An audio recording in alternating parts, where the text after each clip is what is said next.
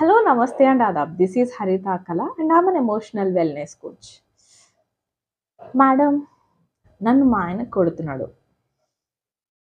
Madam ఆ దెబ్బలు ఎలా ఉంటాయో తెలుసా?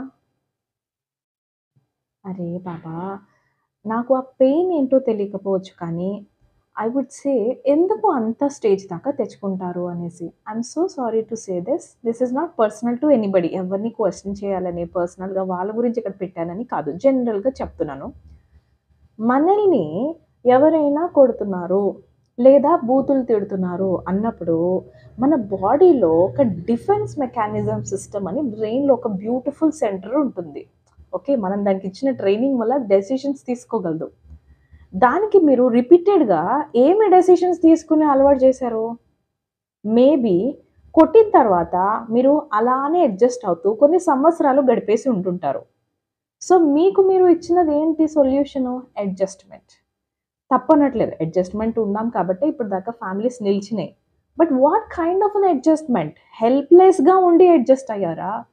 లేదు మీ ఆ ఎనర్జీని మీ టాలెంట్‌ని మీ ప్యాషన్ వైపు నడిపించి ఎవరైతే మిమ్మల్ని కొట్టే స్టేజ్‌కున్నారో వాళ్ళని మీరు హెల్పర్స్‌గా మనం మన ప్యాషన్ వైపు తీసుకెళ్ళగలిగేంత స్టేజ్‌కి మీరు వెళ్లారా?